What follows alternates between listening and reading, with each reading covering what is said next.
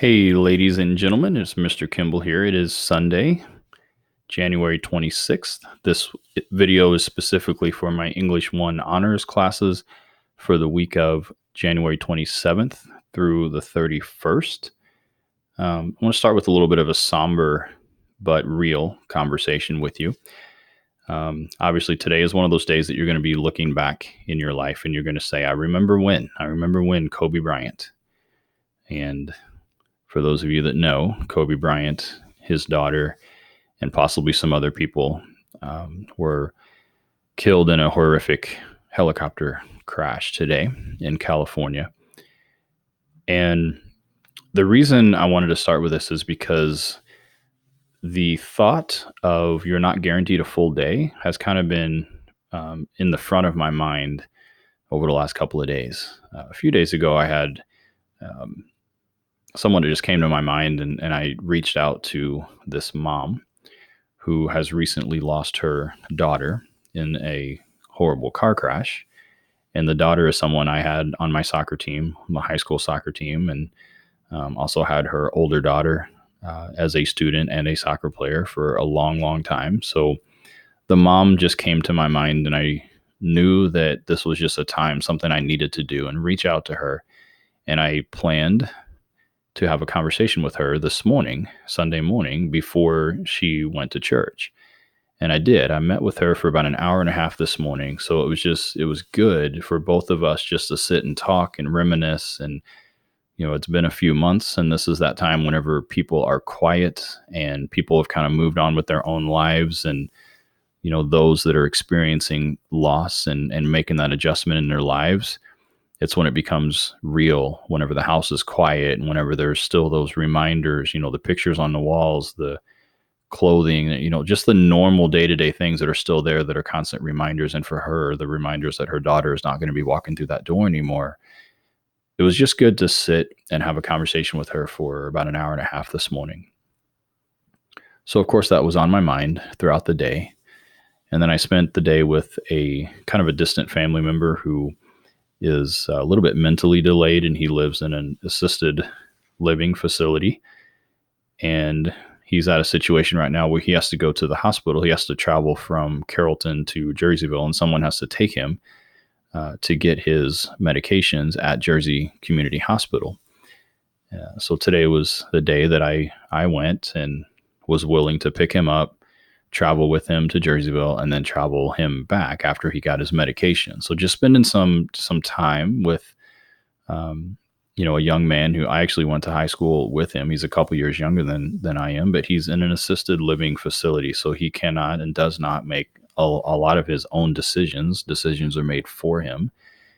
And so after all of that, after running those errands, get home, and I'm just kind of sitting around watching a little bit of TV before I was going to dive in and work on this planning thing that I've been doing today for school. And then, of course, the news breaks that Kobe Bryant was killed in a helicopter crash.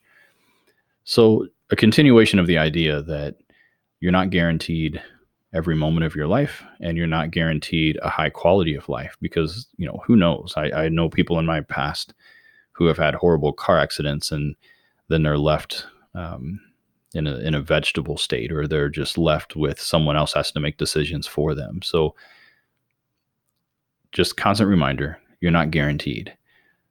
So the moments that you are here, that you have control over, are the moments that you are called to do your best, to live up to a state of excellence in your life, in all areas of your life. And someone like Kobe is just a constant reminder of that. Whether you know him through the basketball world and all the records that he set, the rings that he achieved, all the different accolades that he has as a basketball player, they're all relevant. But he didn't just live in basketball world. He's a huge investor in lots of different programs around the world, including soccer, just other business ventures. He started businesses. Here's a man, when I look at Kobe Bryant, who pursued excellence in everything that he did. And when you pursue excellence like he did, then excellence follows. Excellence is the result, because you do excellence on the front end, and excellence is going to be the result. And one thing that always sticks out with someone like a Kobe Bryant is that there's really no difference between a person like him and a person like you as students, or even a person like me as a teacher. And there's just a constant challenge of, once you know what your passion is, once you know what you're supposed to do, your God-given abilities and talents, then pursue them with a state of excellence, and don't ever sacrifice that level of excellence for anyone else, because it's given to you. Whatever that skill is, whatever that task is, it's given to you and nobody else. So pursue it with excellence, and then excellence is going to be the result. And if you have control over it, then make an intentional, deliberate effort to be your best. How that applies to school, and let me bring this back to our assignments for this week.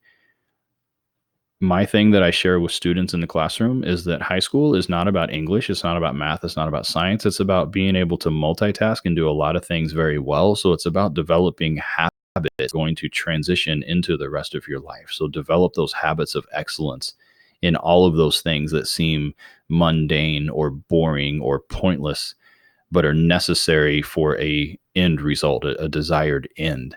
And whenever you pursue all those things with excellence is going to continue to follow you in every aspect of your life. So for me, it's not just about English. But since I am an English teacher, let's talk about the tasks that are set before you. Obviously, we did not have school 2 days last week, but I did tell you on Wednesday that I'm going to continue to stay with the schedule as it is posted here on this document, and we're going to move forward. So I wasn't going to stop things from opening. So for those of you that recognize, we do have study sync assignments that are opening. We did have our No Red Ink quiz that opened on Friday.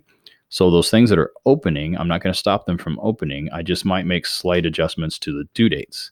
So the study sync assignment that was due last week, you will have a little bit of class time to do that and make sure make sure you get that done as soon as possible. I'm going to be a little bit flexible, but as you look at the next few days, so Tuesday and Friday, you'll notice that there are things that are opening, or they're going to be a part of your life this week. So let's talk specifics. Monday, pronoun antecedent agreement is going to open up in No Red Ink, and you're going to be quizzed over that on Friday. And I'll make that adjustment to your schedule here in just a second. I just noticed I didn't put the quiz thing on Friday, and it kind of carried over into next week. So I need to make some adjustments for the future pieces there. But that is going to be your skill this week, and you are going to be quizzed over it on Friday. For To Kill a Mockingbird, you see that we are basically finishing the novel this week. So if you have not finished, then kind of look back at what you've been doing over the last few days, over the last week and a half, and see if you've actually stayed with the reading schedule or not. Even though you had it available to you, were you actually locking in and doing what you were supposed to do? And only you can answer that. But the fact is, it's officially due on Tuesday. You should have all of it done, because Tuesday you're also going to have your analytical paper assigned to you. So we're going to spend a little bit of time on Tuesday and Wednesday introducing, talking about, giving you all the details for the paper that you're going to be working on. You'll also notice that Tuesday, there's a study sync assignment that's going to open up. It's called Monroeville Today, and that's going to be due on Friday, the 31st, by 3 o'clock. And there's also the Maycomb Morals that's due on Thursday, the 13th. So that one's going to be extended for a little while. So that one's going to be out there for a little while. That's part of your writing assignment, and I'll make that connection so you'll be clear on what that is exactly. Okay, so don't freak out. That is where you're going to do your writing assignment. Your analytical paper is going to be that Maycomb Morals assignment. Okay, so you'll have Monday, Wednesday, and Thursday as specific work days, and if there's something you need to do from the previous week to get yourself caught up, you're going to have a little bit of time in class to do that. All right, guys, what we're going to do is pursue excellence this week and develop strong and consistent habits. All right, guys, I will talk to you later. Let's have a great week.